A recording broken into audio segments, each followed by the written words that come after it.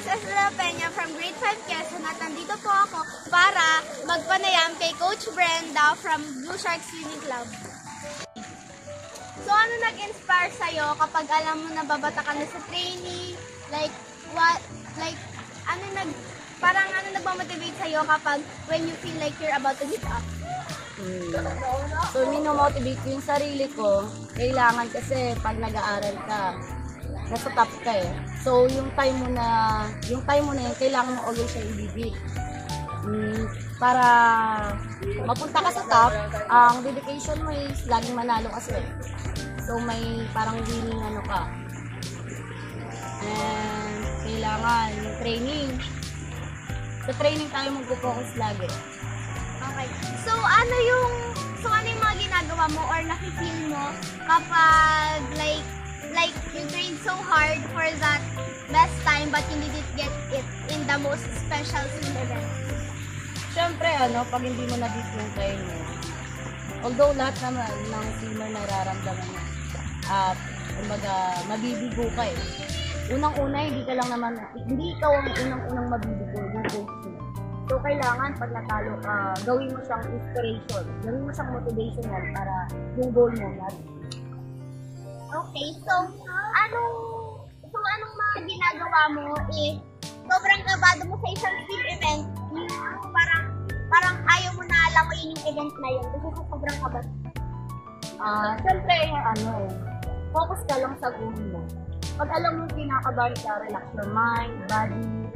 So, kailangan kausapin yung sarili mo na kaya ko to, hindi ako susuko kasi may pangarap ako.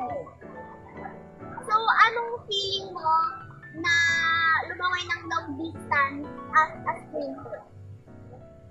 Mahirap kasi kung nag-train ka, sprinter ka tapos bigla ka mapapasok sa long distance. Mahirap eh. Yung ng katawan mo, yung endurance mo, hindi siya para maging long distance. So, umiyak ka na ba sa isang training or sa coach mo and why? One time, umiyak ako nung hindi ko na-beat yung record ko pero yung first ka pero parang hindi ka pa rin masaya. Kasi it's not about the medal.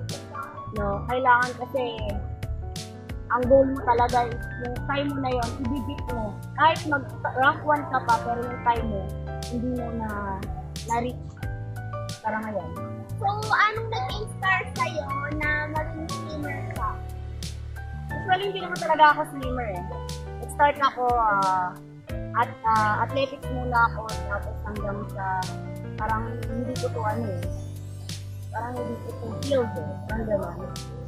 So, nag-try out ako, Fortune College ako, nag-try out, tapos yun, hindi ko alam na bakit ako nag-swimmer.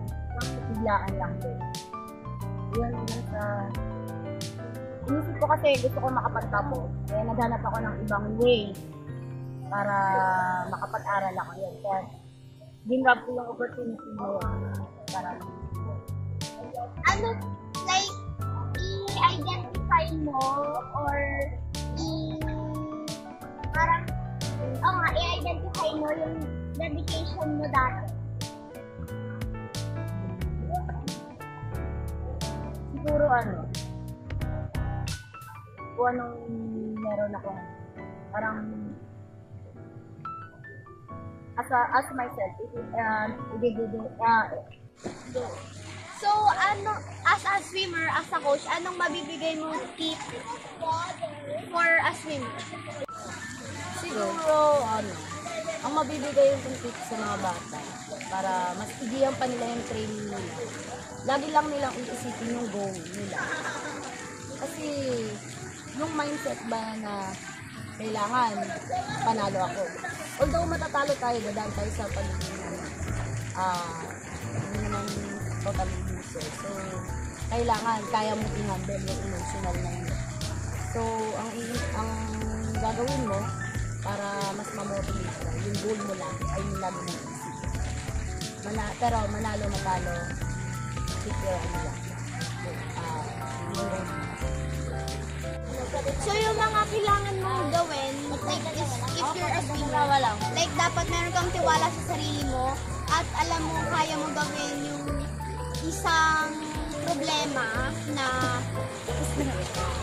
problema na dapat mong harapin. And yes, ayun. Maraming salamat po sa inyong binigay na oras at salamat din po sa pakikinig sa akin. Ayun, thank you din sa lahat ng manonood.